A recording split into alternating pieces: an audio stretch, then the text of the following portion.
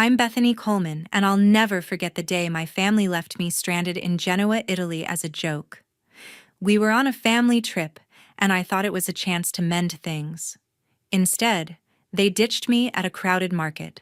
My wallet empty, no passport, no way home. My sister's voice crackled through the payphone. "You're bothering everyone, Bethany." My mom chimed in. "This is your fault." Their laughter echoed as they hung up, leaving me alone in a foreign country. I stood there heart pounding, gripping the useless phone, realizing they'd planned this, my own family mocking me like I was nothing. I wasn't just lost, I was betrayed. After a long time, when they saw me again standing next to someone they never expected.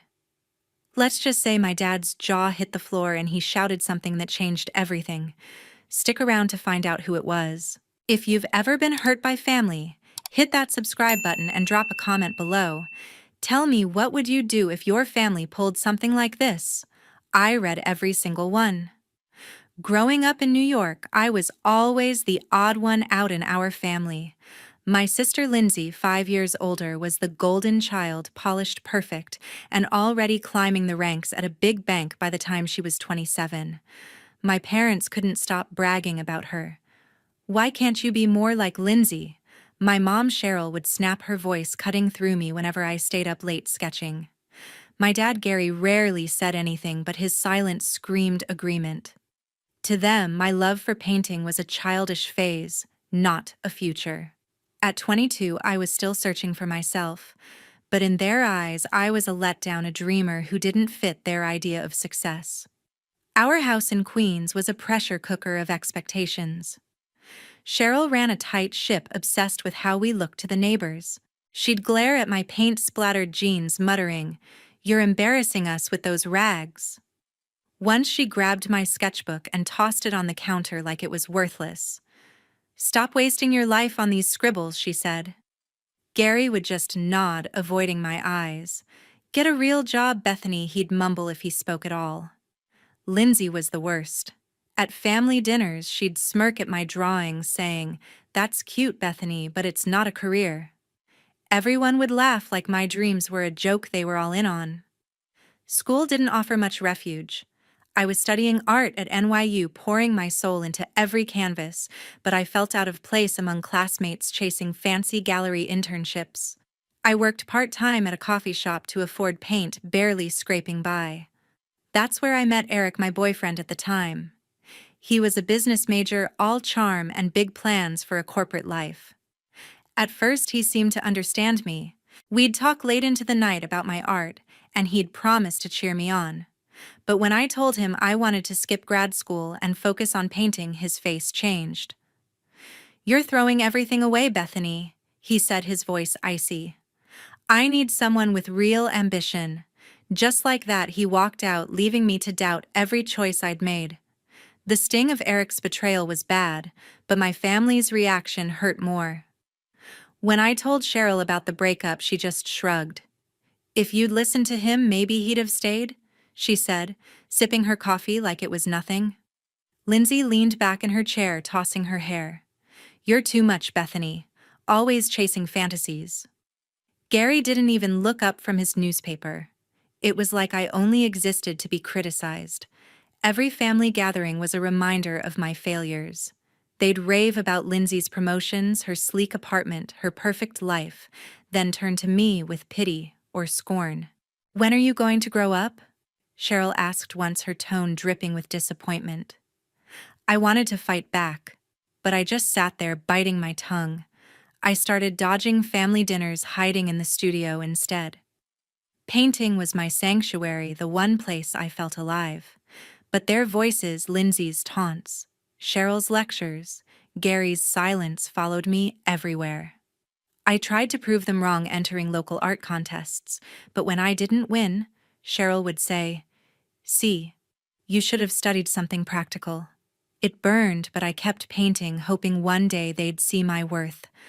I thought the family trip to Genoa might be a chance to show them I wasn't the failure they believed. I was so wrong.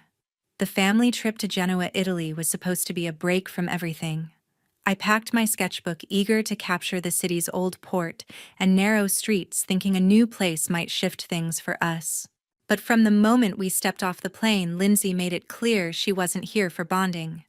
"Why do you always have to slow us down?" She snapped on our first morning, glaring as I stopped to sketch a crumbling stone arch. Cheryl wasn't any better. "Hurry up, Bethany," she barked, brushing past me like I was a nuisance. Gary trailed behind, his face blank, offering nothing but a shrug when I looked to him for support. The plan was a week exploring Genoa, but it quickly became a showcase for their resentment. Lindsay led the charge, picking apart everything I did. At a cafe near the harbor, I tried ordering in Italian, stumbling over the words. She burst out laughing loud enough to turn heads. "You're making us look ridiculous?" she said, smirking as she sipped her espresso. Mom nodded, her eyes narrow. "Just act like you belong here," she muttered.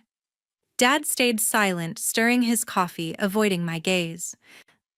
I forced a smile, suggesting we visit a local art gallery, hoping they'd meet me halfway. Lindsay shut it down fast. "Nobody wants to waste time on your art nonsense," she said, and Cheryl steered us toward a shopping street instead, dismissing me with a wave. By day 3, I was drained from their constant jabs. We were at a crowded market in Genoa's old town, surrounded by stalls piled with spices and handmade crafts. I was sketching a vendor's display when Lindsay pulled me aside. "The bus to our next stop leaves at noon," she said, her voice clipped. "Don't mess this up." I checked my watch, 11:30, and rushed to gather my things. But when I reached the bus stop, it was deserted. My stomach dropped. I scanned the street, hoping they were nearby, but my phone rang instead. It was Lindsay. "We're already on the bus," she said, her tone smug. "You were too slow." I heard Cheryl in the background laughing. "You'll figure it out," she added. Gary's chuckle came through faintly. "Just a little prank," Lindsay said before the line went dead. I stood there, my hands trembling, gripping the phone. The market's noise faded as my pulse pounded in my ears. I reached for my wallet. Nothing, not a single euro. My passport was in Cheryl's bag, gone with them. They'd planned this, left me stranded in a foreign country, and laughed about it. I called Lindsay back, my voice shaking. "Why would you do this?" I asked. She didn't even pretend to care. "Maybe now you'll stop dragging us down," she said, her words sharp as knives. The call ended, their laughter ringing in my head. I was alone, abandoned and humiliated. I paced the market, my mind spinning. Part of me wanted to run after them, to beg them to come back. I could almost hear Lindsay's smug voice, Cheryl's dismissive tone, Gary's silence. But something else took hold, a spark of anger, of defiance.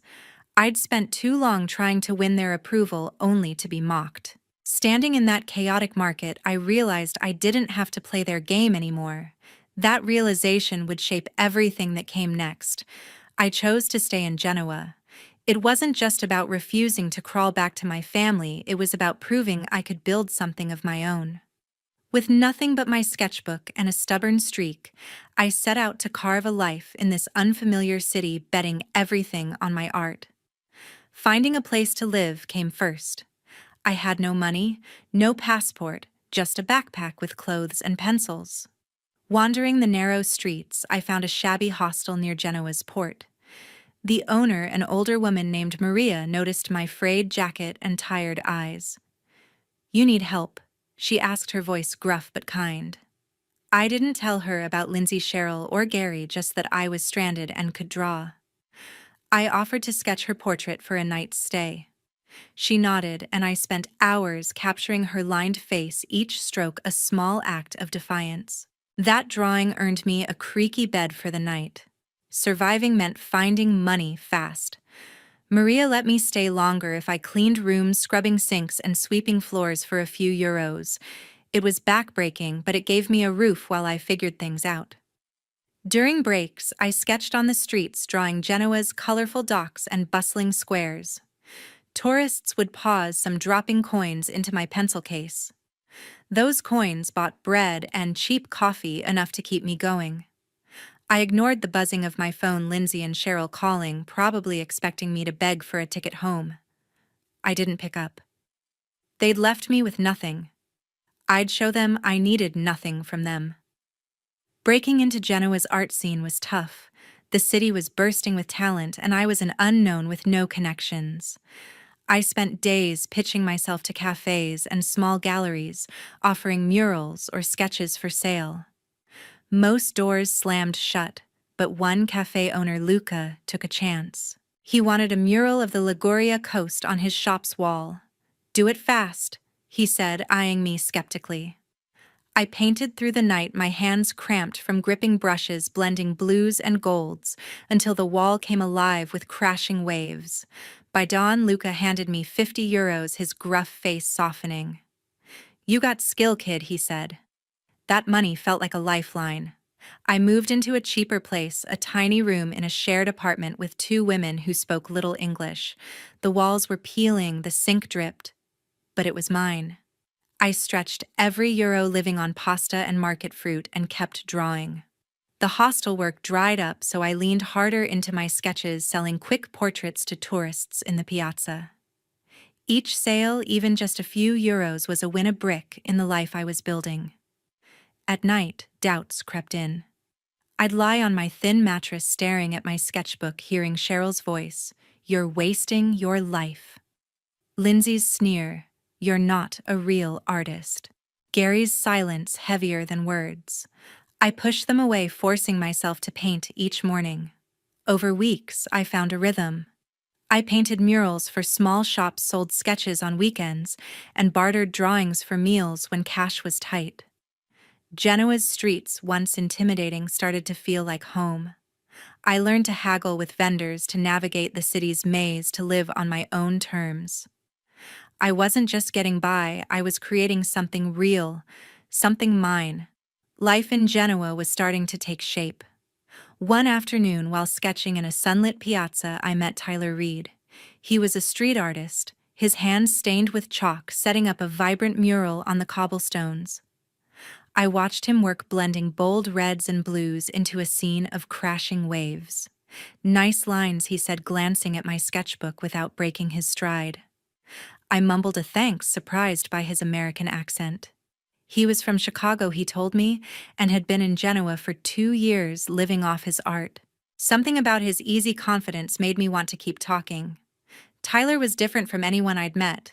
He didn't just draw, he poured his whole self into it, unapologetic and free. When I showed him my sketches, he didn't sugarcoat his feedback. "You've got talent," he said, pointing at a drawing of the port, "but you're holding back. Push harder." His bluntness stung, but it wasn't cruel like Lindsay's jabs or Cheryl's dismissals. It was honest, meant to help. He suggested I join him at a local street fair where artists sold their work to tourists. "You could make real money," he said, tossing me a spare piece of chalk. I hesitated, but his grin was infectious, and I agreed. The fair was a whirlwind of color and noise. Tyler introduced me to other artists, a tight-knit group who shared supplies and tips. He helped me set up a small booth displaying my sketches of Genoa's old town. When a tourist offered €10 for a portrait, Tyler nudged me. "Charge more," he whispered. "Your work's worth it." By the end of the day, I'd sold 5 sketches, pocketing enough to cover a week's groceries. It wasn't a fortune, but it felt like one. Tyler high-fived me, laughing. "Told you," he said, his eyes bright with encouragement. Over the next few weeks, Tyler became a friend. He showed me the best spots to draw, hidden alleys with crumbling arches, docks where the light hit just right. He connected me with a bar owner who needed a mural for his patio. "Bethany's your girl," Tyler told him, clapping me on the shoulder. I landed the job painting a sprawling vine design that took 3 days and earned me €100. Tyler didn't just open doors. He pushed me to trust my skills. "You don't need anyone's permission to be great," he said one night over cheap wine. His words stuck, drowning out Mom's lectures and Lindsay's sneers. Living in Genoa was still a challenge. I struggled with the language, fumbling through conversations with locals. My tiny apartment with its creaky floors and thin walls felt like a far cry from home. But Tyler's presence made it easier. We'd spend evenings sketching together, swapping stories about our lives. He'd left Chicago after a falling out with his own family, chasing art instead of their expectations. "You're not alone in this," he told me, his voice steady. For the first time, I felt seen, not as a failure, but as someone with potential. I started to find my footing. The bar mural led to another job, painting a storefront with a scene of Genoa's lighthouse. I learned to haggle with vendors for supplies to navigate the city's winding streets without a map. My sketches sold faster at the market, and I even started experimenting with bolder colors inspired by Tyler's fearless style. Genoa wasn't just a place to survive anymore, it was where I was becoming myself. Tyler's friendship was a turning point. He didn't just help me find work, he showed me I could build a life that was mine. And that life was about to take an unexpected leap forward. My art was finally finding its place in Genoa. One crisp autumn evening, I got a chance to show my work at a local art festival in a historic palazzo. Tyler had pushed me to submit my sketches, insisting they deserved a spotlight. I was nervous setting up my small display of charcoal drawing scenes of Genoa's winding alleys and weathered fishermen. The crowd buzzed with locals and tourists, their voices echoing off the marble floors. I stood by my booth, heart racing as people paused to look. A woman in a sharp blazer stopped studying my work. "These are striking," she said, introducing herself as Elena, a curator from a prominent Genoa gallery. She handed me her card, saying we should talk. That conversation changed everything. Elena invited me to her gallery, a sleek space in the city center with soaring ceilings and white walls. She wanted to feature my work in an upcoming group show. "Your perspective is fresh," she told me, pointing to a sketch of the port at dusk. I could barely speak, nodding as she outlined the details. The show would include established artists and my pieces. 5 large-scale drawings would hang alongside theirs. It was my first real break, a chance to be seen as more than a street artist. I walked out of the gallery dizzy with possibility, clutching Elena's contract like it was gold. Tyler stepped up as more than a friend, he became my partner in navigating this new world. He'd been through gallery shows before and knew the ropes. "You need a system," he said, helping me organize my portfolio and price my work. He spent hours with me in a rented studio, framing drawings and planning the display. When I doubted myself, he was relentless. "You're not just good, Bethany, you're unforgettable," he said, his voice firm. His belief kept me grounded, especially when the pressure of the show felt overwhelming. We worked late nights, sipping espresso, tweaking details until everything was perfect. The gallery opening was a blur of faces and clinking glasses. My drawings drew a crowd, their stark lines and bold shadows catching eyes. People whispered, pointing at my name on the wall. Elena introduced me to collectors, and by the end of the night, 3 of my pieces had sold for more than I'd earned in months. A critic from a local art magazine approached, asking for an interview. "You're one to watch," he said, scribbling notes. I felt like I was floating, like Genoa had finally claimed me as its own. Tyler and I celebrated the show's success at a small trattoria, splitting a bottle of wine. He raised his glass, grinning. "To you, taking over the art world," he said. I laughed, but his words sank in. The gallery wanted more of my work, and Elena hinted at a solo show if sales kept up.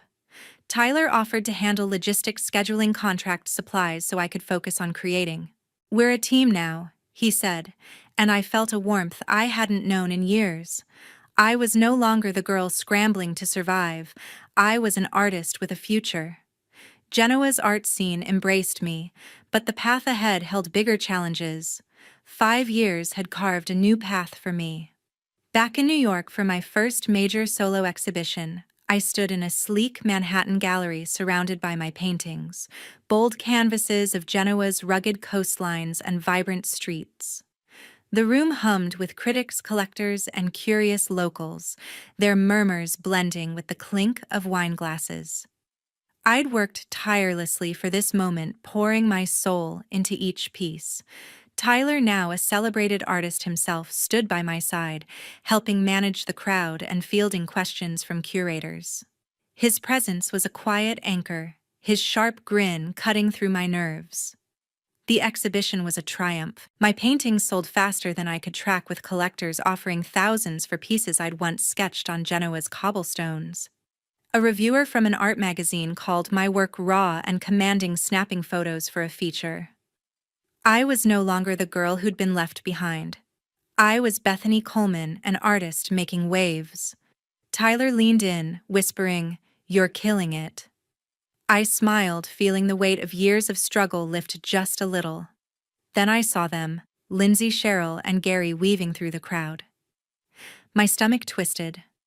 I hadn't spoken to them since Genoa, ignoring their calls and messages. Lindsay's face was all false warmth, her smile tight as she approached.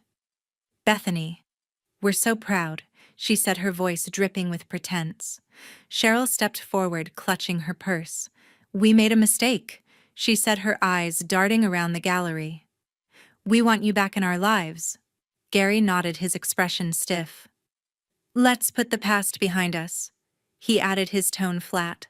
Their words felt rehearsed, their eyes lingering on the sold signs next to my paintings. I wasn't fooled. They hadn't come to apologize, they'd come for a piece of my success. Lindsay's gaze flicked to the price tags, her lips twitching. Cheryl kept mentioning family connections in New York, hinting at introductions to wealthy friends. Gary's eyes narrowed when he spotted Tyler, who was charming a group of collectors nearby. "Isn't that Tyler Reed?" Gary muttered, his voice sharp. Then he froze, recognition hitting him. "You're working with him!" he shouted loud enough to turn heads. The room quieted, eyes on us. Tyler turned, his calm demeanor unshaken. "Problem, sir?" he asked, stepping closer. Gary's face reddened. He'd clearly heard of Tyler. His murals were now famous, featured in galleries from London to Tokyo. "You're that street artist," Gary spat, pointing a finger. "You think you're better than us?" Lindsay grabbed his arm, hissing, "Gary, stop." But he shook her off, his voice rising. "You left us for this guy, Bethany. After everything we did." I stared, stunned by his audacity. "Everything they did. They'd abandoned me in a foreign country," laughed as I struggled. Tyler placed a hand on my shoulder, his voice low. "You don't owe them anything," he said, steady as ever. I faced my family, my voice calm but firm. "You don't get to walk in here and claim credit for my life," I said. "You left me with nothing. I built this without you." Lindsay's smile faltered, her eyes cold. Cheryl's face tightened, but she stayed silent. Gary sputtered, but the crowd's attention made him shrink back. "You'll regret this," he muttered, turning away. Lindsay and Cheryl followed their heels, clicking as they left the gallery. The air felt lighter with them gone. Tyler squeezed my shoulder, nodding toward the crowd. "Focus on what matters," he said.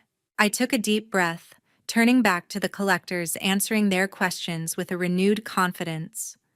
The night ended with nearly all my paintings sold, and a curator approached about a European tour. I'd come back to New York not to reclaim my past, but to prove I'd outgrown it. That night set the stage for what was coming next. My story had come full circle. After the New York exhibition, I returned to my studio, a sunlit loft overlooking the Hudson.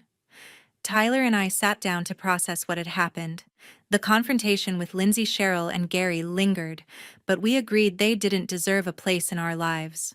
Their fake apologies at the gallery were just another attempt to leech off my success. Tyler, now a force in the art world, was blunt. "They're not your family," he said, his voice steady. "Family doesn't tear you down." I nodded, feeling a weight lift. I didn't need their forgiveness or approval. I'd built my own world without them. Lindsay's reputation took a hit soon after. Word spread in New York's tight-knit art circles about her behavior. Her sharp tongue and manipulative tactics were no secret. A few gallery owners who'd overheard her snide remarks at my show started whispering. Socialites she'd once charmed turned cold when stories of her abandoning me in Genoa surfaced. Her carefully curated image as a perfect daughter and socialite began to crack. She called me once, her voice bitter. "You're ruining my life," she hissed, blaming me for her downfall. I hung up unfazed. Her toxicity had caught up with her, and I wasn't responsible for the consequences. Cheryl and Gary faced their own reckoning. Their social circle, once propped up by Lindsay's connections, shrank as people distanced themselves.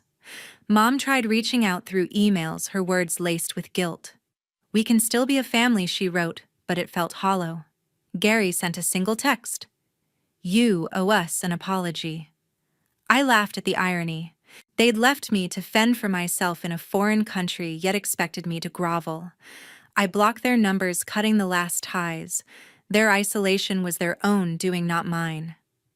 I'd spent years chasing their approval, but now I saw it for what it was, a trap that kept me small. The lesson hit me hard, and it's one I carry every day.